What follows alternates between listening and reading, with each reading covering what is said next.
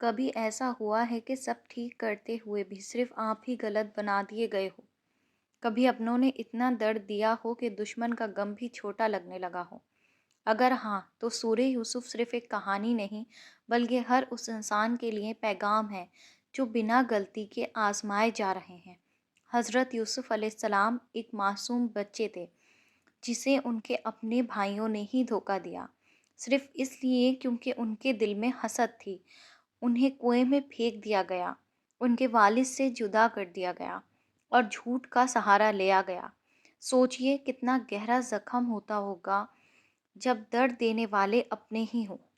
लेकिन सूरह यूसुफ हमें ये सिखाती है कि अल्लाह सुब्हाना व तआला का प्लान होता है, इंसान के प्लान से कहीं ज़्यादा बेहतर होता है। कुएं का अंधेरा असल में अल्लाह सुब्हाना व तआला की रोशनी का रास्ता था। गुलामी का लिबास असल में इज्जत का पहला कदम था और झूठा इल्ज़ाम असल में अल्लाह सुब्हाना व तआला की तरफ से एक और इम्तिहान था। हज़रत यूसुफ अलैहिस्सलाम ने कहीं भी शिकवा नहीं किया, न भाइयों से बदला लिया, न अल्लाह सुब्हाना व तआला से शिकवा किया। सिर्फ सब्र और हिम्मत से काम लिया और अल्लाह सुब्हाना व तआला पर भरोसा रखा। और फिर वक्त आया जब वही हज़रत यूसुफ अलैहिस्सलाम, जिन्हें बेइज्जत किया गया था, जिन्हें जेल में डाल दिया गया था, वही हज़रत यूसुफ अलैहिस्सलाम मिस्र के तख्त पर बैठ गए। सूरह यूसुफ हमें याद दिलाती है कि अल्लाह देर करता है मगर अंधेर कभी नहीं।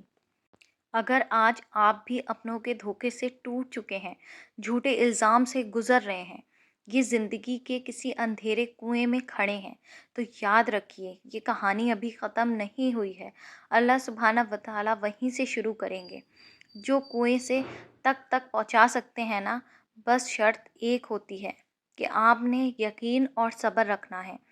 सूरह यूसुफ सिर्फ ये कहानी नहीं है, बल्कि अल्लाह सुब्हानहू व तआला का पैगाम है, ताकि इस दुनिया में जब हम मुश्किलों में हों, अंधेरे में हों, अपनों के धोखे से टूट गए हों ना, तो हम ये याद रखें कि अल्लाह सुब्हानहू व तआला हमारे साथ हैं।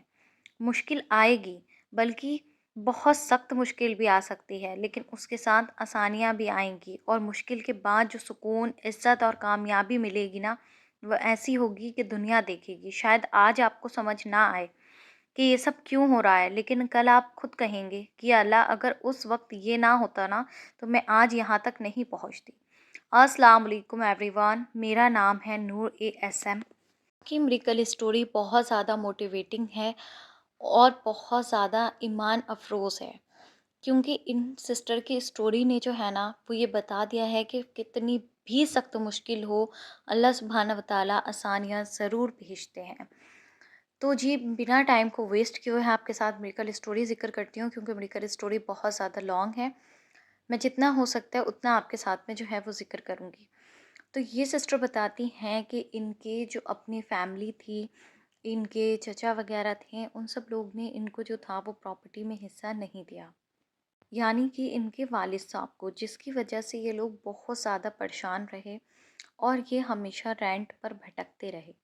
कभी कहीं घर मिल जाता, कभी कहीं घर मिल जाता। कहती हैं कि हमें एक जगह घर मिला जिसमें ना तो हवा का कोई सिस्टम था, ना धूप की कोई फैसिलिटी थी कि वहाँ पे सनलाइट आ जाए। सिर्फ एक रूम और आगे बहुत छोटा सा स्पेस, ना पानी की कोई सहूलत। और कहती हैं कि और ना ही कोई इलेक्ट्रिसिटी का कोई, ना मतलब कि बिजली वगैरह प्रॉपर इनको मिल सके। तो कहती हैं ऐसी जगह पर हमारे 20 इयर्स गुजरे। और यकीन जानना नूर सिस्टर कि वो 20 साल इतनी तकलीफ़ में गुजरे हैं कि मैं आपको अल्फाज में नहीं बता सकती। अल्लाह सुब्हाना व तआला गवाह हैं कि मैंने कितनी तकलीफ़ अपनी ज़िंदगी में उठाई है और मेरी फैमिली ने। तो कहती हैं कि जब हम उस घर में रहते थे और वहाँ से, क्योंकि इनको आसमान नहीं दिखता था, कहती हैं एक छोटी सी खिड़की मेरे रूम में थी, जहाँ से हम कभी बाहर देख लेते थे। जो कहती हैं कि मेरे दिल में इतना गिल्ट होता था, आसमान को देखकर इतना अफ़सोस होता था कि अल्लाह सुब्हाना व तआला कि हमारी किस्मत में धूप नहीं है, हमारी किस्मत में हवा नहीं है। क्योंकि कहती हैं एक पूरे घर में सिर्फ़ एक छोटी-सी खिड़की, पूरा घर भी नहीं, कहती हैं सिर्फ़ एक कमरा और एक आगे को थोड़ा-सा स्पेस। तो कहती हैं वहाँ से कितनी हवा और कितनी सनलाइट मिल सकती है।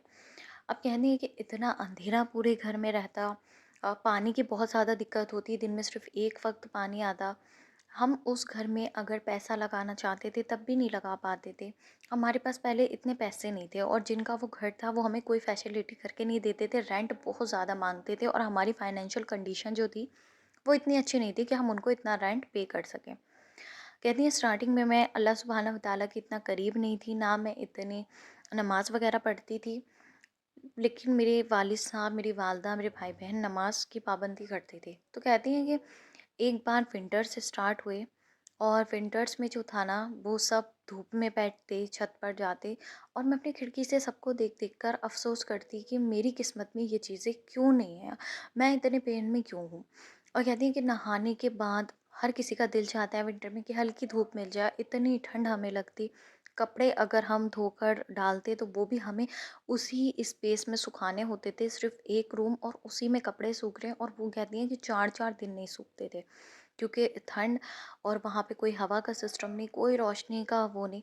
कहती हैं इतना परेशान कि मैं आपको बता नहीं सकती। ऊपर से उसकी कंडीशन इतनी ख़राब कि आप इमेजिन भी नहीं कर सकते कि उसकी कंडीशन कैसी थी, क्योंकि उस पर छत भी नहीं थी।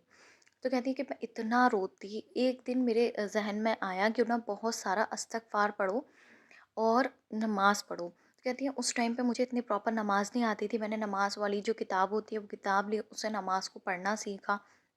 एक-एक चीज़ अच्छे से याद की, दुआए कुनूत, आयतल कुर्सी प्रॉपर अपने जो वर्ड्स में मिस्टेक थी उनको ठीक करा और नमाज़ की पाबंदी शुरू कर दी और बहुत ज़्यादा कसरत से इस्तिग़फ़ार पढ़ना शुरू कर दिया।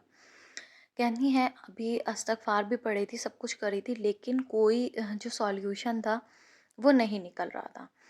अब कहती हैं कि ऐसा होता था कि बारिश जब होती थी, क्योंकि इनके घर की छत नहीं थी, तो ये बताती हैं कि जब ये रोटी बनाती थी ना तो तवे पर पानी गिरता था और कहती थी कि बहुत ज़्यादा रोना आता था। हम जानते हैं कि हमने कैसे रोटियां बनाई हैं और कैसे रिस्क जो है वो खाया है। तो कहती हैं ये सारी तकलीफ़ें देखकर ना हमें बहुत तकलीफ़ होती थी कि और बताती हैं कि जो ये इनका ख़ानदान है और इनका जो मतलब चचा वगैरह हैं जिन्होंने इनका हक इनके साथ हक तलफ़ी की है, इनको हिस्सा नहीं दिया, वो सब लोग सुकून से, चैन से। कहते कभी-कभी बहुत गुस्सा आता और बहुत गिल्ट होता है कि हमारे साथ उन लोग ने ऐसा क्यों किया? हम लोग को जो था ना वो हिस्सा क्यों नहीं दिया और हम लोग इतनी तकलीफ़ में कैसे? अब कहती हैं कि चलिए इस सारी चीज़ों को तो हमने नोट सिस्टर सब्र कर रखा था, लेकिन इसके अलावा भी उन लोग का रवैया हमारे साथ में अच्छा नहीं, वो हम लोग के साथ में अच्छे से नहीं मिलते। हम लोग उनके घर जाते तो वो हमें बहुत नीची नज़रों से देखते और बिल्कुल भी उनका हमारे कज़िन्स का और हमारे जो रिलेटिव था उनका रवैया हमारे साथ में बिल्कुल भी अच्छा नहीं। और जिन्होंने हमारे साथ हक तलफ़ी की थी वो तो हमसे मिलते ही नहीं। तो कहती हैं ये सारी चीज़ों को देखते-देखते वक़्त गुज़र गया और जैसे कि मैंने आपको बताया कि 20 साल ज़िंदगी के मेरे वहाँ पर गुज़रे हैं उस घर में।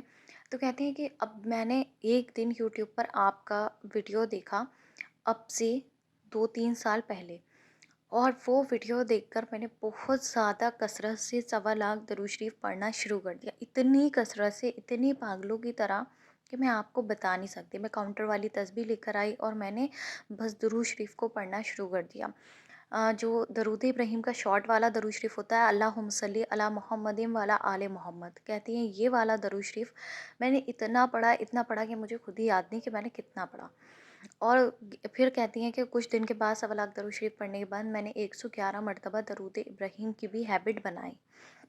और साथ में कहती हैं फिर मैंने क्या किया कि हमारा घर तो बताती हैं कि मतलब जैसे जो इनका घर था उसमें स्पेस तो बिल्कुल था ही नहीं, तो कहती हैं वहाँ पे कोई ज़्यादा काम तो होता नहीं था, साफ़ सफाई का भी कोई ज़्यादा काम नहीं होता था, क्योंकि वो एक रूम ही था जिसमें हमारा गुजर बसर होती थी और कैसे करते थे वो हम जानते हैं।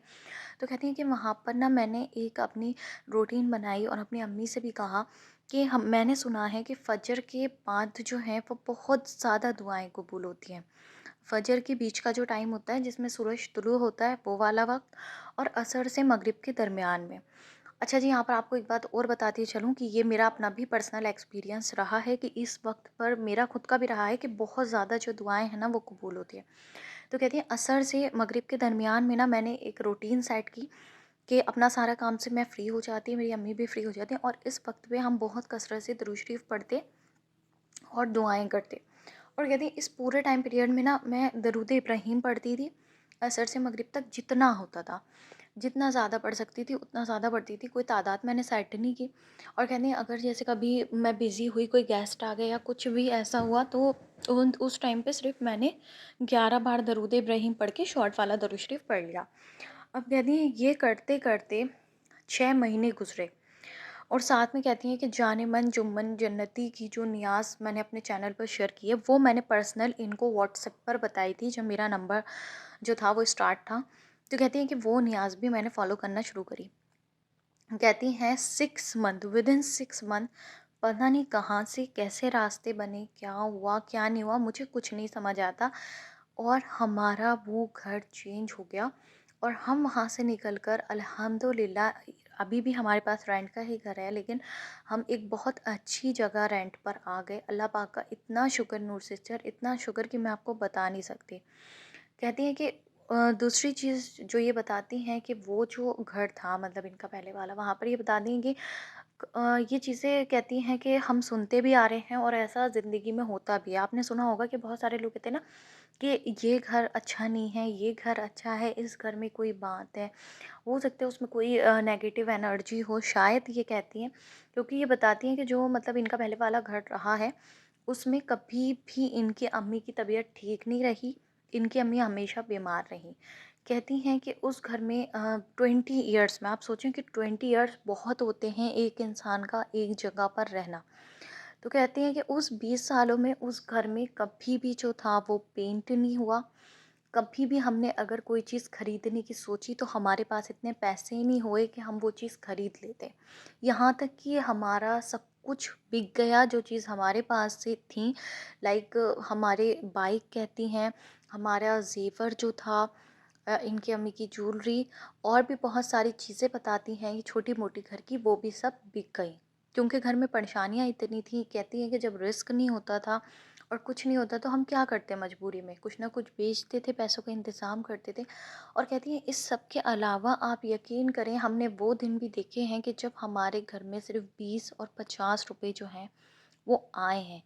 मतलब पूरे महीने का जो है ना वो 20 और 50 रुपए में खर्च हुआ है। मतलब मेरे ना ये स्टोरी सुन के ना बस अल्लाह पाक देखें कि सबको सब नहीं मिलता, सबकी लाइफ के टेस्ट अलग हैं। अगर आपको कुछ मिल रहा है ना और कोई चीज़ आपके पास नहीं है ना, तो शुक्र करें। बहुत सारे लोग ऐसी भी सिचुएशंस फेस करते हैं जो आप सोच नहीं सकते। एक बहुत बड़ी बात है कि 20 रुपीज़ आज के ज़माने में घर में आ रहे हैं और इंसान सोच रहा है कि वो क्या करेगा। 50 रुपीज़ कभी कमा के आ रहे हैं घर में और इंसान सोच रहा है कि वो क्या करेगा। तो कहती हैं इतनी असियत सा गुज़रे हैं ना दिन के, मैं आपको बता नहीं सकती। कहती हैं कि मेरे पास वो वर्ड नहीं है, मैं आज भी उन तकलीफ़ों को याद करती हूँ ना, तो कहती हैं कि मेरे रोंगटे खड़े हो जाते हैं। और कहती हैं कि जब, क्योंकि इनके घर की छत नहीं थी, तो कहती हैं कि गर्मियों में इतनी सख्त गर्मी होती थी ना, इतनी सख्त गर्मी होती थी कि पूरे टाइम हम बाथरूम में अपने ऊपर पानी डालकर बैठे रहते थे और इंतज़ार करते थे कि कब रात आएगी और कब हम सुकून से होंगे। कहती थी, बताती हैं कि हम, मेरे छोटे भाई-बहन स्कूल से आते थे और आते ही जो था वो सिर्फ़ अपना ड्रेस चेंज करके, कपड़े पहन के, गीले कपड़े पहन के बाथरूम में ही बैठे रहते थे, बार-बार अपने ऊपर पानी डालते रहते थे, क्योंकि इनसे गर्मी बर्दाश्त नहीं होती थी। अब छत नहीं है, धूप इंसान को मुसलसल लग रही है, वो कहाँ जाए। कहती थी इतनी तकलीफ़ ना कि आप मेरी परेशानियों का 1% भी, कहती हैं, इमेजिन नहीं कर सकते कि कितना अज़ियत में और खौफ़नाक दिन गुज़रे हैं।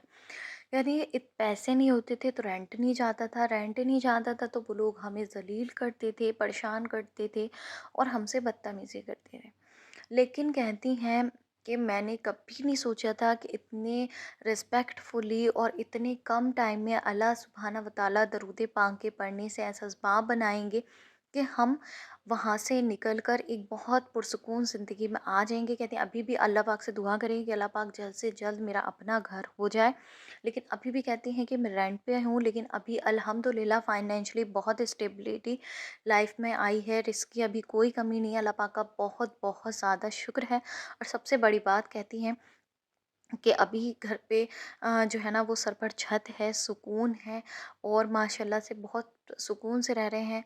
और बहुत अच्छी जगह रह रहे हैं। अल्लाह पाक का बहुत शुक्र है कि अल्लाह पाक ने इतनी सख्त तकलीफ़ों से हमें निकाला, और ये सब कुछ सिर्फ़ दरूद पाक की बरकत है, अल्हम्दुलिल्लाह।